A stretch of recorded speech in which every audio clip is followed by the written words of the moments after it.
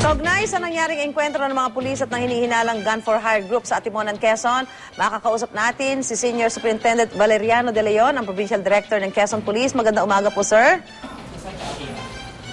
Hello, sir. Good morning. Hello, magandang umaga sa iyo. Okay, sir. Ano na po yung Good morning po. Okay. Ano po yung pinakahuling balita update po doon sa ginagawa ninyong investigasyon dyan po sa nangyaring shootout? Well, nagsasagawa po kami ng investigasyon sa insidenteng yon. But the PNP leadership sent a fact-finding committee at magkakaroon nga po tayo ng most likely reenactment mamaya. Yung fact-finding committee nagsagawa ng mga interviews at saka investigasyon doon sa mga participating troops. At ating sasamahan ito, grupo na ito, tutulak po tayo sa lugar na kung saan nangyari yung shootout. So sir, sa ngayon po, ano po yung tinitingnang anggulo ng pulisya dyan po sa ginagawa pong investigasyon? Well, the initial report when they made their coordination to us ay yung heavily armed group traversing the long stretch of the province of Quezon. Yun lamang po ang umabot sa atin, kaya nabigyan sila ng direksyon para magsagawa ng checkpoint sa lugar.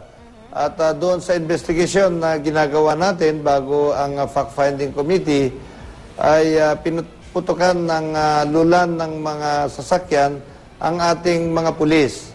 At makikita ito dapagkat isa sa mga nagman ng checkpoint o isa doon sa grupo na nagche-checkpoint sa katauhan ni Superintendent Manantan ay nagkaroon ng 3 tama ng bala sa kanyang magkabilang hita at sa kanyang braso na tinamaan pa ang kanyang buto. Apo. Sir, ano ang reaksyon nyo? Dahil siyempre ito pong pamilya po ng isa sa mga biktima ay sinasabing hindi naman po talaga engkwentro yung nangyari. Ano po ang reaksyon ng PNP dyan po sa pahayag na yung pamilya ng isa sa mga biktima?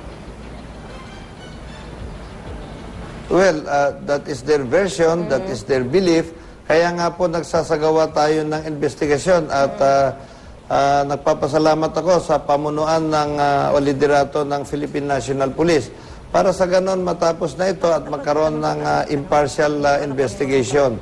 Para yung allegations ng magkabilang panig ay mabigyan linaw.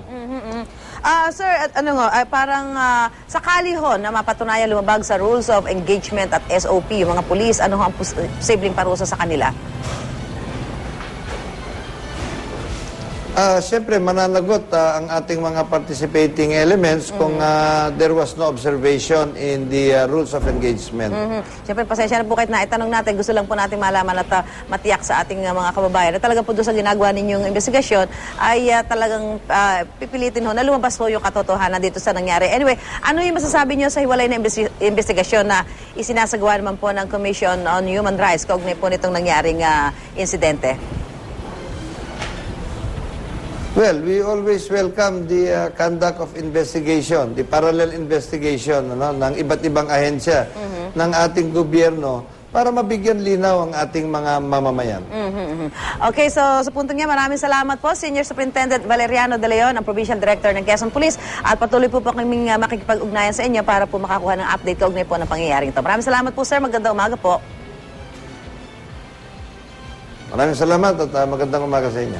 Okay.